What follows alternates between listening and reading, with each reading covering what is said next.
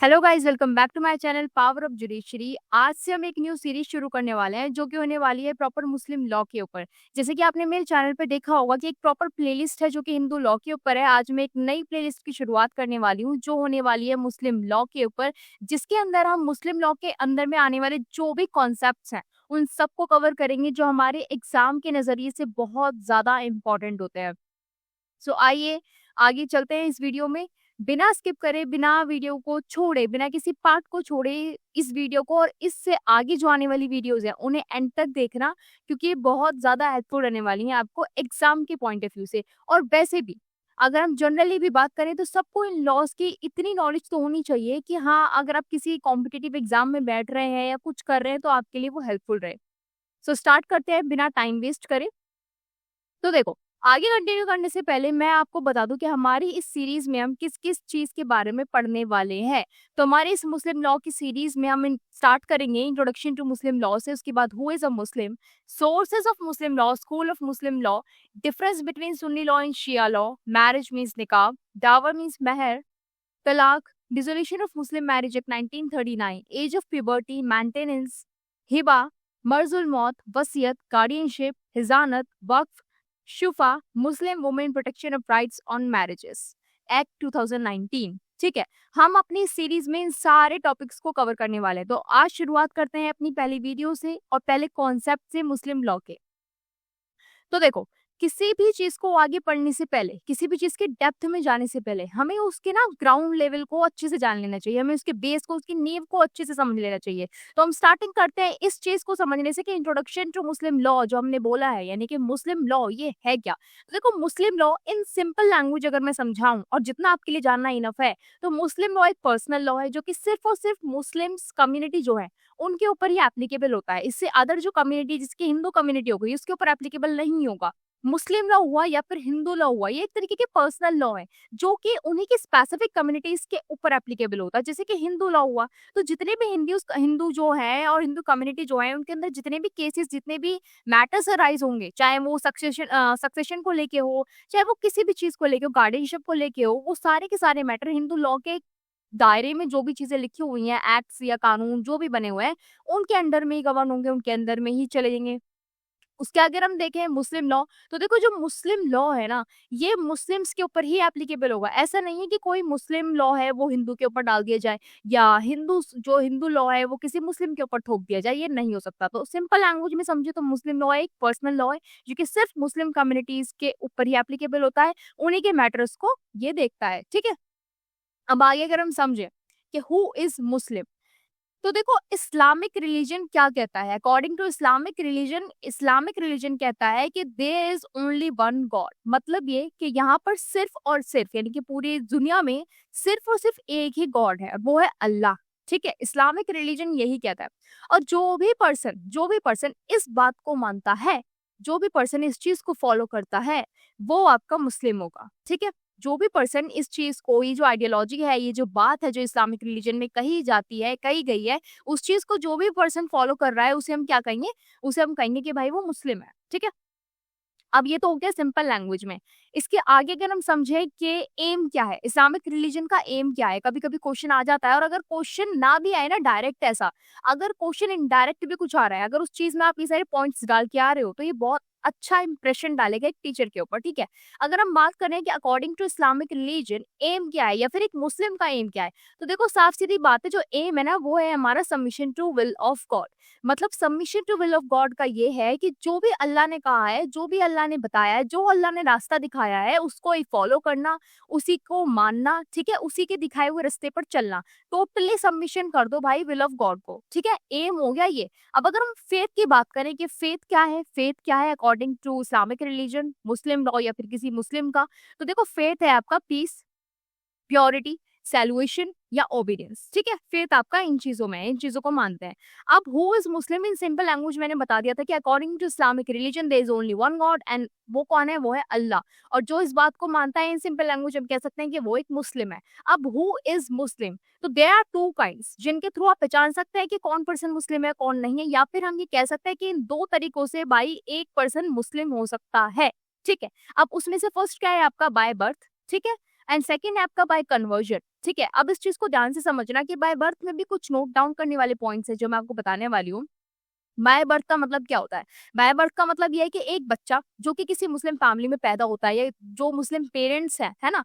उनका जो जो मुस्लिम पेरेंट्स हैं उनसे जो बर्थ ले रहा है, उनका जो बच्चा है वो मुस्लिम होगा, सिंपल सी बात है। अब इसके साथ-साथ ये भी है कि जो बच्चा, जो पर्सन प्रॉफेट मोहम्मद में बिलीव करता है, ठीक है? प्रॉफेट मोहम्मद कौन है? प्रॉफेट मोहम्मद है मैसेंजर, मैसेंजर किसके? अल्लाह के मैसेंजर, ठीक है? तो जो भी पर्सन प्रॉफेट मोहम्मद में ट्रस्ट करता है, फेथ मानता है ना? उनको मानता है, उन्हें फॉलो करता है, तो वो कौन होगा? आपका मुस्लिम होगा। अब इसमें नोट करने वाली बात ये है कि सपोज दैट कि एक बच्चा है, ठीक है? उसके जो पेरेंट्स हैं, वो एक तो हो गए मुस्लिम और एक हो गया हिंदू। तो अब ये क्या होगा? ये हो गया एक केस आपका स्पेशल मैरिज एक्ट का, ठीक है? यानी कि स्पेशल मैरिज एक्ट में ये शादी हुई है, जिसकी वजह से एक जो पेरेंट है वो मुस्लिम है और जो दूसरा पेरेंट है वो कौन है? वो है हिंदू। तो ऐसे केस में कैसे पता लगाएंगे कि वो जो बच्चा है वो मुस्लिम है या फिर वो हिंदू है? आपको कैसे पता चलेगा? तो देखो इसमें रास्ता क्या है? इसमें ये रास्ता है कि ये देखा जाएगा कि उस बच्चे की अपब्रिंगिंग कैसे हुई है, ठीक है? यानी कि उसका पालन-पोषण कैसे हुआ है। सपोज़ दैट उसका एक पेरेंट बेशक मुस्लिम है बट दूसरा हिंदू है। अब उसकी जो अपब्रिंगिंग है ना, वो हुई है उसकी हिंदू रिलीजन के अकॉर्डिंग। उसका जो फेथ है वो भी हिंदू रिलीजन में है, हिंदू भगवानों में है ना? वो अल्लाह को नहीं मानता, वो प्रॉफेट मोहम्मद को नहीं फॉलो करता। उसकी जो अपब्रिंगिंग है उसके अकॉर्डिंग हुई है। तो वो कायदे से एक हिंदू बच्चा कहलाएगा, ठीक है? बेशक उसके जो फादर हैं वो बेशक मुस्लिम ही क्यों ना हो। लेकिन सपोज़ दैट एक बच्चे के पेरेंट मुस्लिम है और एक हिंदू है। लेकिन उसकी जो अपब्रिंगिंग है वो हुई है मुस्लिम रिलीजन के अकॉर्डिंग और उसका जो फेथ है वो प्रॉफेट मोहम्मद में है, अल्लाह में है, इस्लामिक धर्म यानी कि इस्लामिक रिलीजन में है। तो वो कौन होगा? वो आपका डायरेक्टली आप कह सकते हो कि वो होगा मुस्लिम। ठीक है? नोट करने वाली बात थी। सेकंड है आपका बाय कन्वर्जन। बाय कन्वर्जन में क्या होगा कि एक जो बच्चा है, एक जो पर्सन है वो पहले आपका हिंदू था, देन आफ्टर वो आपका कन्वर्ट होता है और कन्वर्ट होने के बाद वो क्या हो जाता है? मुस्लिम हो जाता है। मुस्लिम अब वो कन्वर्ट कब होगा? भाई जब उसका फेथ होगा, है ना? जब वो इस्लामिक रिलीजन को मानता होगा, उसका दिल होगा अल्लाह को मानता होगा, वो प्रॉफेट मोहम्मद को फॉलो करता होगा, उनके डायरेक्शंस उसे अच्छे लगते होंगे, तो उसका मन होगा कि भाई अब वो हिंदू रिलीजन छोड़े या कोई और भी रिलीजन से वो बिलॉन्ग करता है, वो छोड़ दे और वो मुस्लिम में आना चाहता है। तो ये हो गया कन्वर्जन कि भाई वो कन्वर्ट हो गया है, ठीक है? तो इन 2 तरीकों से एक जो पर्सन है वो मुस्लिम हो सकता है। ये चीज़ हमने अच्छे से समझ ली है कि मुस्लिम लॉ किसे कहते हैं, इस्लामिक रिलीजन क्या कहता है ना? There is only one god and that is Allah. एम क्या है, फेथ क्या है, आपका बाय बर्थ किस तरीके से आप पता लगा सकते हैं, उसमें एक्सेप्शंस और नोट्स भी हैं, नोट डाउन्स भी हमने देखे क्या-क्या हो सकते हैं, कन्वर्जन भी देखा। अब इसके बाद हम देखते हैं सोर्सेज़ ऑफ मुस्लिम लॉ। अब सोर्सेज़ ऑफ मुस्लिम लॉ में 3 तरीके के सोर्सेज़ आपको आपकी स्क्रीन पे दिख रहे हैं। फर्स्ट है आपका एशियंट सोर्स, सेकंड है आपका मॉडर्न, थर्ड है आपका कस्टमरी। एशियन सोर्स आप क्लियरली समझ गए होंगे, एशियन एशियन सोर्स वो होते हैं जो कि बहुत ही पुराने सोर्स हैं, ठीक है? उन्हें हम एशियन सोर्स कहते हैं। नेक्स्ट मॉडर्न, मॉडर्न आप जान ही गए होंगे कि भाई जो टाइम के साथ-साथ अपग्रेड होते गए, है ना? वो सोर्सेज़ आपके मॉडर्न हो गए। कस्टमरी वही जो कस्टम के बिहाफ पे चलते आ रहे हैं, कस्टम्स के अकॉर्डिंग चलते आ रहे हैं। अब एशियन सोर्स में हम सबसे पहले देखेंगे कुरान। तो कुरान क्या है? देखो कुरान ना एक सबसे मेजर, सबसे इम्पोर्टेंट एंड सबसे पुराना सोर्स है। एशियन सोर्स में सबसे पुराना सोर्स है जिसे कोई भी पर्सन इग्नोर नहीं कर सकता, जिसे कोई भी पर्सन डिनाई नहीं कर सकता फॉलो करने से, इसे सभी फॉलो करते हैं, ठीक है? फिर चाहे वो सुन्नी से बिलॉन्ग करते हो या शिया कम्युनिटी से बिलॉन्ग करते हो, भाई कुरान है, कुरान को हर कोई मानता है, ठीक है? अब क्यों मानता है? क्योंकि कुरान है आपकी क्या? वर्ड्स ऑफ अल्लाह। ये एक बुक है जिसमें अल्लाह के बताए हुए शब्द है, अल्लाह की बताई हुई बातें हैं, अल्लाह का दिखाया हुआ रास्ता है और वो सारे जो शब्द हैं वो अल्लाह के ही हैं जो इस कुरान में लिखे हुए हैं। तो कुरान एक होली बुक है, ठीक है? और ये एक सोर्स भी है मुस्लिम लॉ का। सेकंड हम देखिए सुन्ना। तो सुन्ना मीन्स क्या होता है? व्हाट इज़ हियर्ड, मतलब क्या सुना, सुनी-सुनाई बातें। अब भाई प्रॉफेट मोहम्मद कौन थे? मैसेंजर थे अल्लाह के, है ना? मैसेंजर अल्लाह के थे। प्रॉफेट मोहम्मद को कुछ बातें थी जो कि अल्लाह ने एक एंजल के थ्रू बतवाई थी कि भाई एक एंजल थी वो आके प्रॉफेट मोहम्मद को बता के गई थी कि क्या-क्या करना है, कैसे होना चाहिए। प्रॉफेट मोहम्मद एक मैसेंजर थे, ठीक है? अब प्रॉफेट मोहम्मद ने जो भी किया, जो भी सुनाया, जो भी बताया लोगों को, वो क्या हो गया आपका? वो आपका आता है सुन्ना में, ठीक है? अब कियास मतलब वो क्या होता है? देखो तो कियास मतलब होता है एक लीगल और एक लॉजिकल डिटेक्शन करना, ठीक है? मतलब अपनी समझ लगाना यार, अपनी तरकीब लगाना कि क्या चीज़ कैसे है, कैसे नहीं है, कैसे होनी चाहिए, कैसे नहीं होनी चाहिए। कियास तो वो हो गया कि अपना आप बुद्धि लगा रहे हो, अपने दिमाग लगा रहे हो। अब इज्मा में अगर हम देखें कि इज्मा क्या होता है? इज्मा होता है आपका किसी भी मुस्लिम जूरिस्ट का ओपिनियन, ठीक है? उसे हम अंडर कवर करते हैं इज्मा के। अब अगर हम मॉडर्न सोर्सेस में देखें कि भाई मॉडर्न सोर्स क्या होता है, तो उसमें फर्स्ट नंबर पे आता है आपका इस्तीहसन। अब इस्तीहसन हो गया आपके प्रेफरेंसेस जो होते हैं। अब प्रेफरेंसेस किसके होंगे? प्रेफरेंसेस होंगे आपके जो मुस्लिम जूरिस्ट होंगे उनके प्रेफरेंसेस होंगे, ठीक है। इस्तिसलाह क्या होता है आपका? इस्तिसलाह हो गया आपका जो आपके पब्लिक इंटरेस्ट के रिगार्डिंग कोई चीजें हो रही हैं, ठीक है। मतलब पब्लिक इंटरेस्ट को देखते हुए, पब्लिक इंटरेस्ट देखना कि पब्लिकली ये चीज सही है, पब्लिक इंटरेस्ट में ये चीज सही जा रही है नहीं जा रही है, वो आपका मॉडर्न सोर्स हो गया। इस्तेदार आपका सिमिलर होता है कियास की तरह। जैसे कियास में आप लीगल डिडक्शन लगाते हो, दिमाग लगाते हो, वैसे इस्तेदार में आप अपना दिमाग लगाते हो, रीजनिंग लगाते हो कि ये जो लॉ है ये सही है नहीं है ना, अपना दिमाग लगा के कर रहे हो।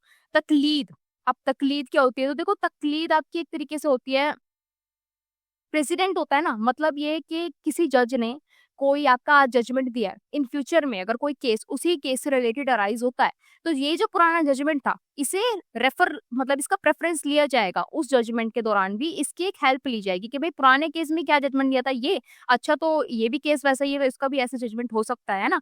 तो ये हो गया आपका तकलीद। अब फतवा क्या होता है? फतवा तो आप समझ ही गए होगे। फतवा ये होता है कि भाई किसी पर्सन के अगेंस्ट है ना, कोई जो लीगल अथॉरिटी है, कोई जो मुस्लिम अथॉरिटी है वो कुछ बोल दे, किसी पर्सन के अगेंस्ट कोई डिसीजन या कोई जजमेंट दे दे, तो वो हो गया आपका फतवा कि भाई फतवा निकाल दिया गया उसके फला फला बंदे के, है ना, फला फला बंदे के अगेंस्ट, वो हो गया फतवा। कस्टमरी अगर हम देखें तो कस्टमरी आप समझ गए होगे वो सोर्सेज जो कस्टम बेस्ड है। अब कस्टम बेस्ड सोर्स ऐसा नहीं कि कोई भी सोर्स उठा दोगे और आप कह दोगे ये तो हमारे कस्टम्स हैं ये तो चलेगा ही चलेगा, नहीं।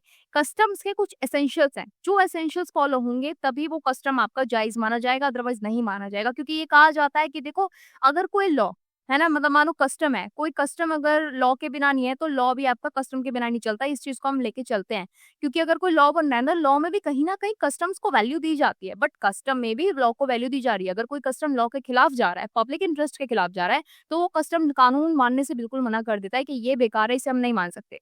अब कस्टमरी में अगर हम देखें क्या क्या एसेंशियल्स होते हैं एक परफेक्ट कस्टम के, तो वो क्या होगा कि भाई वो कंटिन्यूअस होना चाहिए, ठीक है, कंटिन्यू चलता आ रहा हो, ऐसा ना हो 4 महीने चला 6 महीने नहीं चला, है ना, 10 साल चला 15 साल छोड़ दिया गया, वो सब ना हो।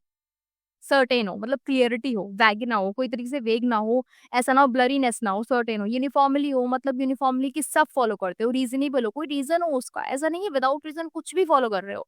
एशियंट मेमोरेबल का मतलब ये होता है कि कोई ऐसा कस्टम जिसे एक तारीख पर शुरू तो किया गया था एक वजह की वजह, मतलब एक रीजन की वजह से, लेकिन आने वाले कुछ सालों बाद लोग उस कस्टम को फॉलो तो कर रहे हैं बट वो वजह ही भूल गए कि वो वजह क्या थी, ठीक है, वो आपका एशियन मेमोरेबल हो गया।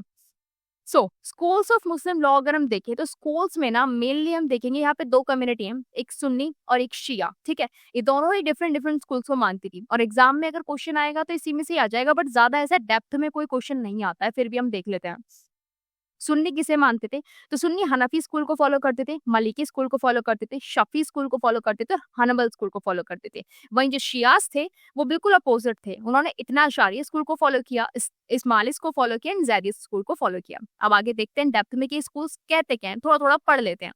तो देखो हनफी स्कूल क्या कहता है? Hanafi school is the first and most popular school in Muslim law. This school is based on its founder Abu Hanifa. ये जो स्कूल है ये सबसे ज्यादा पॉपुलर है, ठीक है, मुस्लिम लॉ का जो स्कूल है ये सबसे पॉपुलर स्कूल है। ये बेस किस पे है? इसका जो नाम है वो अबू हनफी यानी कि जो इसके फाउंडर है उन्हीं के नाम पर इसका नाम रख दिया गया है। In India most of the Muslim follow this school and also China, Turkey, Pakistan, Afghanistan, India में ही फॉलो किया जाता है मोस्ट ऑफ द मुस्लिम्स के थ्रू। इसके साथ साथ चाइना, टर्की वगैरह जो है ना, पाकिस्तान, अफगानिस्तान यहाँ भी फॉलो करते हैं। इसके नेक्स्ट अगर हम देखें मलिकी स्कूल, देखो इमाम Malik was the founder of this school, यानी कि जो इमाम मलिक थे वो उस स्कूल के फाउंडर थे। According to this school as far as possible the new rules should be obtain exclusively from the tradition. इस स्कूल के अकॉर्डिंग अगर आप कोई भी न्यू रूल ऑब्टेन करने जा रहे हो, बनाने जा रहे हो, तो वो सिर्फ ट्रेडिशंस को फॉलो करते हुए ही बन सकता है। ट्रेडिशन किसके? प्रॉफिट मोहम्मद के, ठीक है। If it is not possible, suppose ये पॉसिबल नहीं है कि आप ट्रेडिशन को फॉलो करने के चक्कर में रूल नहीं बना पा रहे हो, then only qiyas and ijma may be taken into consideration, but this school recognize only ijma of only such jurists who live in Medina।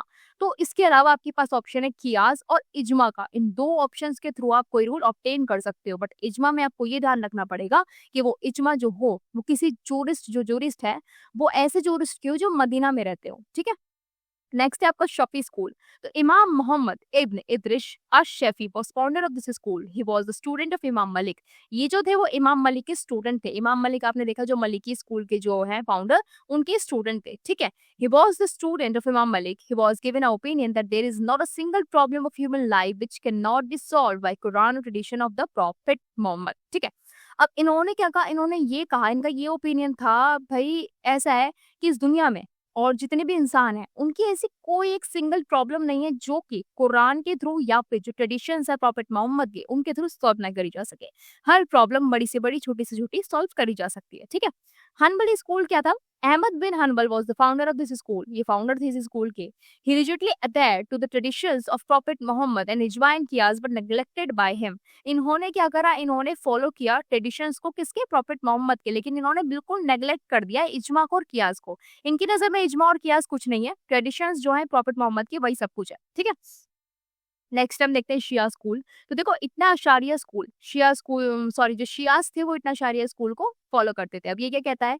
The followers of this school mostly found in Iraq and Iran, in India too, by the majority of Shia Muslim. तो जो इसके followers है ना, वो आपको mostly कहाँ मिलेंगे? Iraq में मिलेंगे, ईरान में मिलेंगे, इंडिया में भी मिलेंगे, बट कौन? जो शिया हैं वो। शिया कम्युनिटी के थ्रू ही इसे फॉलो किया जाता है, सुन्नी नहीं करते हैं, ठीक है? इस्माइली स्कूल की अगर हम बात करें तो the school of Ismailis accepted only 7 imams. इन्होंने सिर्फ 7 इमाम्स को फॉलो करा है, ठीक है?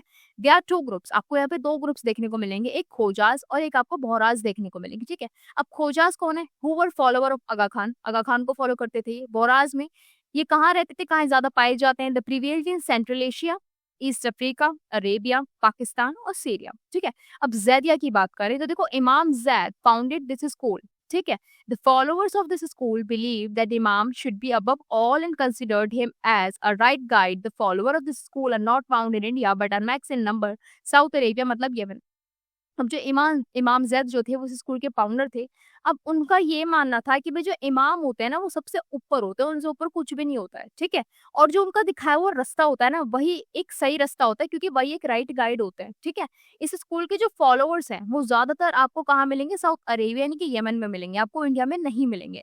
अब इसका एक और रीज़न है क्योंकि ये पॉलिटिकली एक्टिविस्ट भी होते हैं, ठीक है? जो ज़ैदिया स्कूल के फॉलोअर्स हैं वो पॉलिटिकली एक्टिविस्ट भी होते हैं। सो आई होप ये वीडियो आपके लिए बहुत ज़्यादा हेल्पफुल रही होगी। सो इस वीडियो को एंड तक देखने के लिए शुक्रिया। Thank you for watching. इस वीडियो को लाइक करना, शेयर करना अपने दोस्तों के साथ, और इसके साथ-साथ ही चैनल को सब्सक्राइब कर लो, क्योंकि मुस्लिम लॉ की जो पूरी सीरीज़ चलने वाली है ना आगे, वो आपके लिए बहुत ज़्यादा हेल्पफुल रहने वाली है। Thank you.